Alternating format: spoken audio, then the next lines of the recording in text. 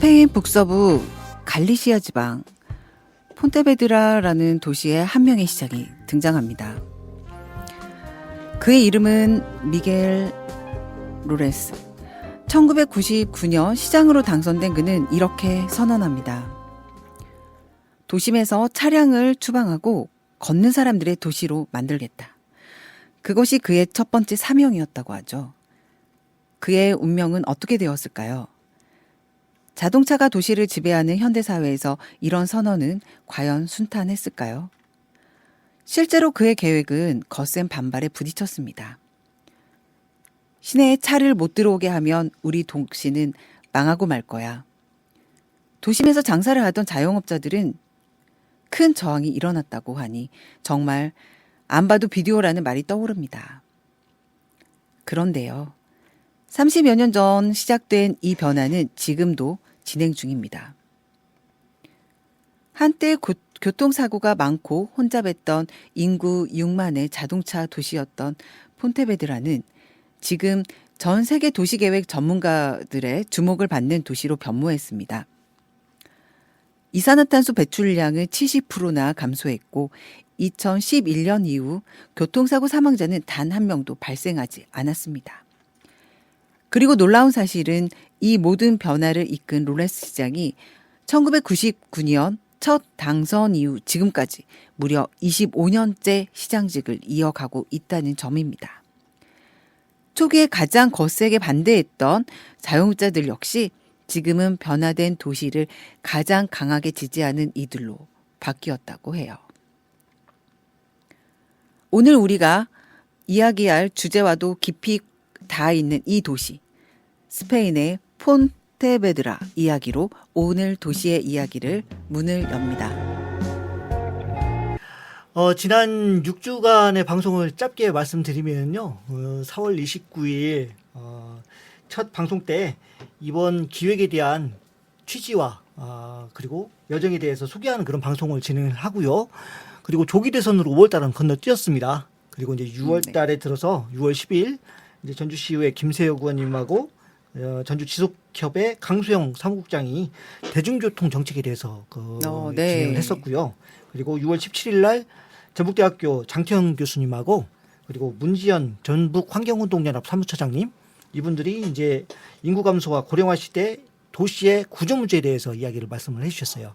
그리고 이제 7월 1일 전주시의회 최서연 의원님하고 그리고 도시계획 박사이신 박정훈 박사님이 보행 강령과 주차 문제에 대해서 말씀을 해주셨고 7월 8일 공개 방송으로 진행한 이 자리에 계신 정석 교수님이 대자보 도시 전주의 미래에 대해서 주제로 말씀을 해주셨습니다. 그리고 오늘 이제 총화하는 그런 시간이 되는 일정인데요. 6주간 일정을 제가 좀 나름대로 좀 평가를 해보면요. 예. 이제 방송을 통해서 우리 시 의원님은 의원님들대로 그리고 전문가들은 전문가의 소양으로 말씀을 좀 해주시고 그리고 시민단체 활동가들은 또 활동가 나름대로 왜 각자의 위치에서의 자기들이 바라보는 전주시 정책에 대한 내용들을 말씀을 해주셨는데 6주가 굉장히 길다면 길었던 과정인데 나름대로의 성과들도 이룰 수 있었지만 많이 좀 아쉬운 부분이 있었다는 것이 이 각각의 위치에서 그 고민했던 내용들을 따로 시간적인 제약으로 이야기를 하다 보니까 그 내용들을 같이 총화하는 그런 자리가 오늘 이제 우리 교수님하고 제가 총괄 한다고 하지만 이 대표적인 이야기를 하는 것이 아니라 같이 논의하고 같이 공감을 확산하는 자리가 꼭 필요하겠구나라고 하는 그런 생각들을 하게 됐습니다. 아쉬운 점까지 이렇게 말씀해 주시니까요. 지난 6주간 이렇게 쭉 이렇게 훑어서 말씀해 주시니까 저희 정말 알차게 방송한 것 같습니다. 갑자기 막 뿌듯해지는 느낌도 들고요. 그렇지만 말씀해 주신 대로 차후에 지금 그 방송에 나오셨던 계속 출연하셨던 분들을 한번 모아서 저희가 이제 좀 주제별로 내용들을 한번 정리하는 이런 시간도 좀 필요하지 않을까라는 생각도 드는데요. 그런 시간도 필요할 것 같고요. 지난 7월 8일 우리 교수님 그 공개 방송 때는 이제 전주시 행정에서도 참석을 했었거든요. 그러면서 그렇죠. 그때 패널로서 그 네. 질문들도 하고 네. 그랬었는데 네. 어차피 우리가 도시 계획을 얘기하고 도시 정책을 얘기를 하기 때문에 네. 그 일선에 있는 행정하고의 어떤 소통들의 공간들도 꼭 필요하지 않냐라는 생각이 들어요. 네. 그리고 라는 네. 상임위원회가 함께 이렇게 한 이 자체가 네. 앞으로 좀 이런 것들 실마리 삼아 이어갔으면 좋겠다는 생각이 들고 네. 그 첫 테이프를 열었다는 점에서 좀 너무 좋은 사례 같아요. 네. 네. 그런 저희끼리 자화자찬. 자화자찬 충분히 하실만하고 많이 불러주십시오. 그런 마음 네. 감사한 마음을 좀 드리고요. 네. 그다음에 이제 오늘 그 정석 교수님도 함께 하고 계시는데 이렇게 어렵게 모셨잖아요. 서울에서 그렇죠. 하시는데 네. 아까 오프닝에서도 얘기했고 또 강연 때도 언급을 했었는데 스페인의 그 폰테베드라라는 도시에 대한 이야기를 좀 더 네. 부연해서 좀 말씀해 주시면 좋을 것 같아요. 우리가 왜 네. 그런 그 혁신과 그 도시를 주목해야 하는지 무엇을 바라봐야 할지 한번 말씀 부탁드리겠습니다. 그 세계의 많은 도시들이 혁신을 하고 있어요.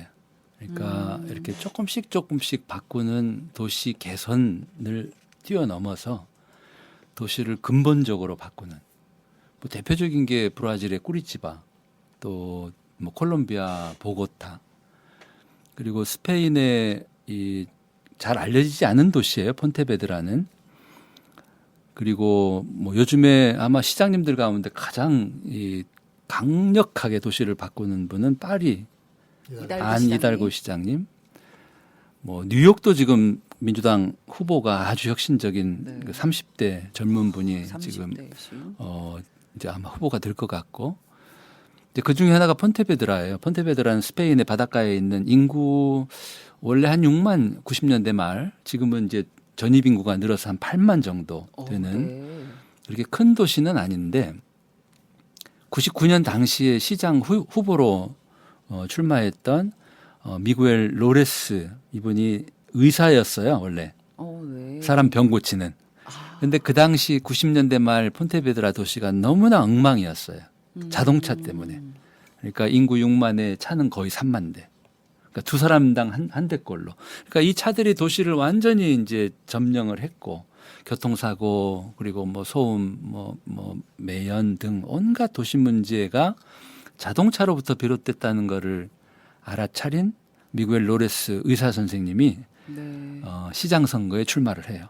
그리고 아주 놀라운 공약을 발표를 하죠. 시내 30제곱킬로미터 이내 반경 안에는 일체 차가 들어오지 못하는 차 없는 도시를 만들겠다. 깜놀 아니에요, 정말. 그러니까 30제곱킬로라고 하면은 한 5km, 6km 뭐 사각형으로 본다면 그러니까 네. 이 바깥에서부터 시내 중심까지 한 3km 정도 돼요. 근데 그 경계까지는 차를 몰고 와서 주차를 하고 요 30제곱킬로 안에 이제 폰테베드라의 다운타운 도심부에는 우리는 차 없이 한번 여기서 이동해 보자. 그러니까 자전거나 걸어서 그런 공약을 내걸었고 시민들이 뽑은 거예요, 시장으로.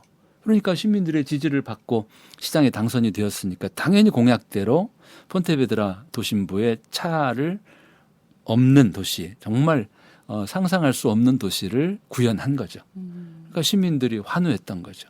네. 그 많던 차들이 빠져나간 조용해진 도시, 네. 그리고 깨끗한 공기, 사고가 없는 안전한 도시, 그 도시에서 시민들이 행복한 삶을 살면서 이런 도시도 가능하구나. 네. 그러니까 이제 폰테베드라가 유명해지고 멋진 도시가 되니까 전입 인구가 는 거죠. 그러네요. 그래서 2만 가까이 늘었고 네. 그리고 미구엘 로레스 시장님은 99년에 당선되셔서 아직도 시장을 하고 계시고 20 이제 6년째.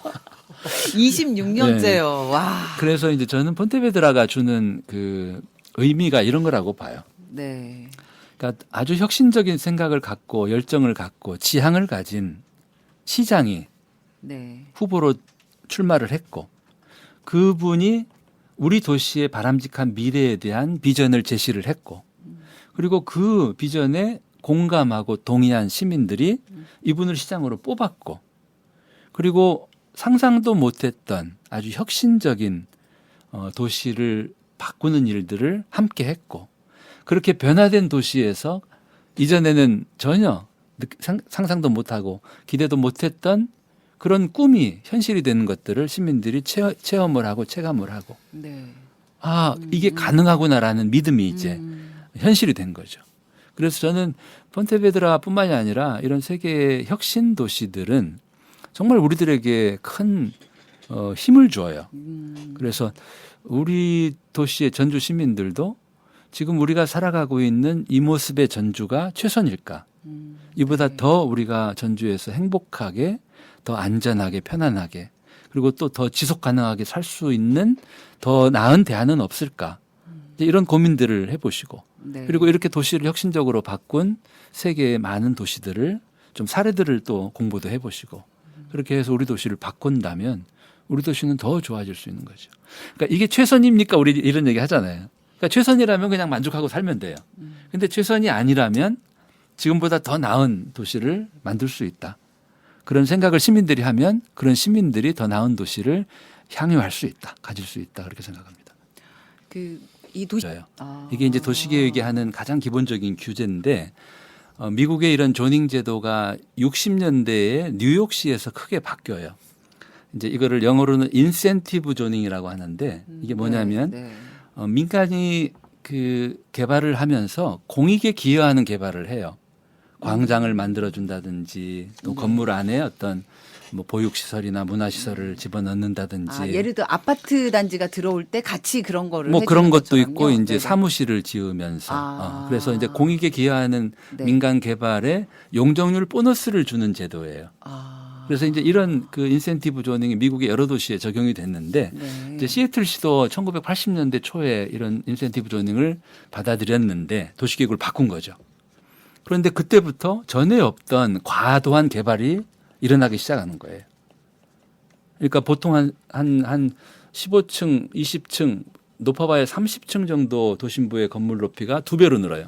와. 그러니까 용적률 보너스를 많이 받아서. 그러니까 이게 인센티브를 과하게 이제 주는 거죠. 그러니까 이게 공익에 기여하는 거를 유도하고 네. 그에 상응하는 그 대가를 지불하는 게 원래 취지인데 네. 과도한 민간 개발을 이제 장려하고 허용하는 쪽으로 악용이 된 거죠.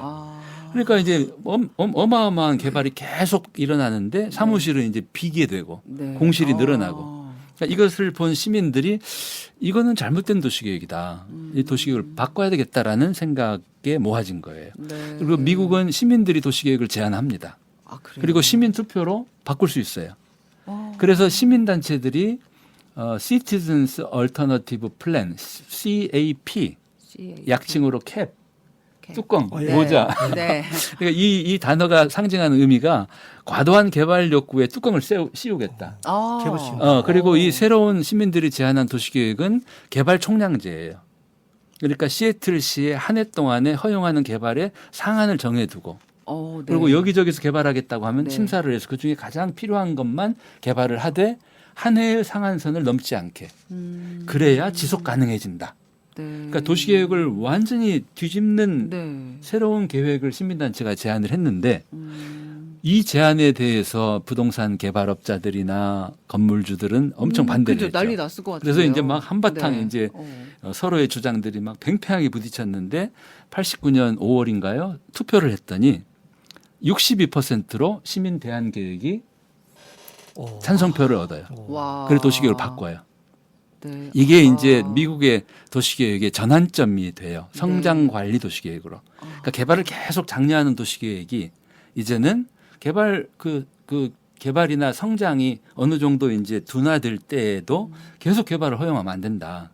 그래서 도시계획을 바꾼 그 역할을 시애틀 시민들이 한 거죠. 와. 대단하죠. 네. 그러니까 우리도 시민들이 도시계획을 필요하다면 바꿀 수 있는데 네. 이제 미국은 그런 그 시민 투표를 일반 선거 때 항상 합니다. 필요한 그 의제가 있으면. 그런데 우리도 좀 그렇게 도입했으면 좋겠어요. 그러니까 전주시의 어떤 그 갈등이나 어떤 의안에 대한 시민들의 네. 이견이 있으면 네. 충분히 서로 소통하고 토론한 다음에 투표를 통해서 결정하는 거죠. 도시계획의 현안을. 근데 또 사례를 과연 근데 네. 그게 가능합니까?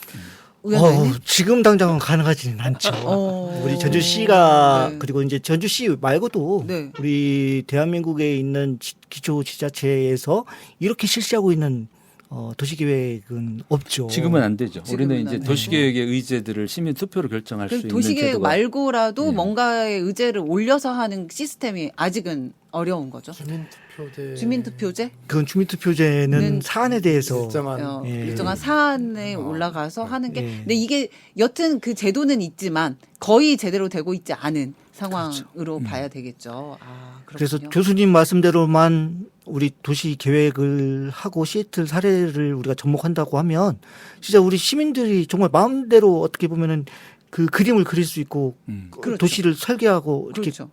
뜻을 펼 수 있을 그렇죠. 것 같아서 네. 너무 좋은 사례이지 그러니까 않을까 뭐 생각이 들어요. 이제 언젠가는 우리도 네. 그러지 않을까라는 기대도 들고요. 그리고 네네. 이제 또 하나의 사례는 네네. 시민들이 적극적으로 참여해서 도시를 지킨 사례예요. 그 어. 뉴질랜드의 크라이스트 처치시에 2011년에 지진이 일어납니다. 네. 네. 그러니까 도심부에 있던 뭐 성당이라든지 교회라든지 건물들이 많이 무너졌죠. 지진으로.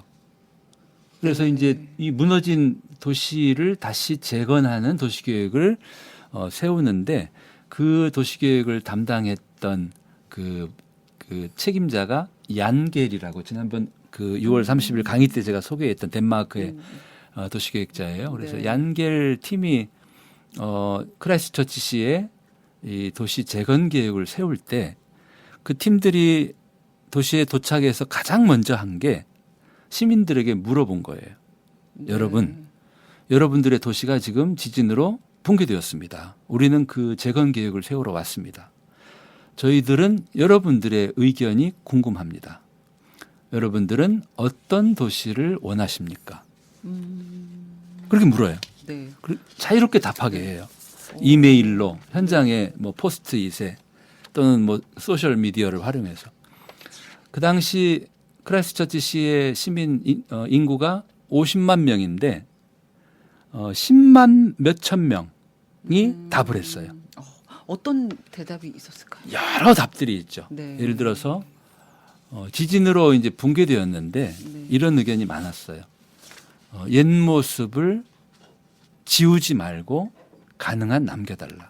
옛 모습을 보존하는 예, 예. 그러니까 건물이 가치를. 어떻게 고칠 수 없을 정도로 무너졌다면 할 수 없지만 부분적으로 붕괴됐다면 복원해달라. 네. 그래서 기억이 남아있는 도시로 만들어달라.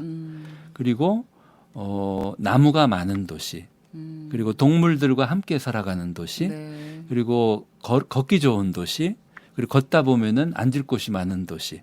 이렇게 그 10만 명이 넘는 시민들의 다양한 의견을 다 모은 거예요. 와. 다 모으고 다 분류해서 정리를 해보니까 의외로 네. 그 답변한 시민들의 강한 의견이 뭐냐면 저층 도시예요. 그러니까 지진으로 고층 건물이 많이 무너진 영향도 있었겠죠. 네. 그래서 건물이 너무 많이 붕괴됐기 때문에 그 건물주들이나 또는 개발업자들은 고층 도시를 꿈꿨어요. 사실은 네. 다 철거하고 그냥 빌딩으로. 그런데 절대 다수 시민들이 저층 도시를 유지해달라. 그래서 이제 그 시민들의 다양한 의견들을 취합해서 이 얀겔 팀들은 재건하는 도시의 높이 규제를 몇 층이었더라? 4층인가 5층? 6층. 6층. 6층 이하로 규제를 해요. 그래서 재건 계획과 재건 도시 계획과 건물의 높이 규제가 발표되니까 이번에는 네. 건물주들과 개발업자들이 또 난리가 난리가 난 거예요. 그렇죠. 그래서 이제 크라이스트처치 시의회가 네. 중재를 하는데 중재가 안 돼요. 그래서 이제 뉴질랜드 연방의회가 개입을 해요. 국가가. 중재가 안 돼가지고. 그래서 이 건물주들과 개발업자들의 고층 개발 요구 그리고 시민들의 저층 유지 요구 이 두 안을 놓고 여러 번 협의를 하고 타협을 한 최종 결과는 7층 이하로 결정돼요. 7층 한 층. 한 층에 양보한 거예요. 그러면 대화 네. 토론의 과정을 통한 그렇죠. 예. 오랜 수기 과정을 어느 통해서 정도 걸렸을까요? 그 기간이? 꽤 오래 걸렸죠. 몇 년 걸렸죠. 한뭐 예. 4, 5년? 그렇게까지는 안 걸렸고. 한 2, 3년? 예, 예. 1, 2년 정도. 1, 2년 예. 정도. 그런데 연방의회가 네. 이 건물주들과 개발업자들을 설득해서 원래 당초 6층 높이 규제안을 7층으로 한 개 층만 완화한 최종 합의안에 타협할 수 있었던 이유는 뭐겠어요? 크라이스트처치 시민 가운데 20% 이상의 시민이 명백하게 자기 의사를 요구했기 때문에. 시민들의 의견이 확인이 되었기 때문에. 확인이 되었기 때문에. 그러니까 시민들이 침묵하고 표현을 안 했다면 아마도 디벨로퍼들은 시민들도 고충 원할 그렇죠. 거야. 이렇게 몰고 갈 수 있는데 네. 10만 명이 넘는 시민들이 의사를 표현했잖아요. 네. 그러니까 그 표현한 분들의 절대 다수가 저층 도시를 원했고 네. 그러니까 시민들의 의사를 묵살할 수가 없는 거죠. 그래서 크라이스트처치 사례가 주는 교훈은 우리가 정말 좋은 도시를 갖고 싶다면 시민들이 가만히 있으면 안 된다. 내가 어떤 도시를 바라고 어떤 도시를 원하는지 그리고 지금 우리 도시에서 벌어지고 있는 이런 변화를 내가 지지하고 찬성하는지 아니면 반대하는지를 명백히 의사를 표현해야 돼요. 우리 시민들은 나의 재산권과 직접 관련되는 사안에 대해서는 의사 표현을 해요. 대부분.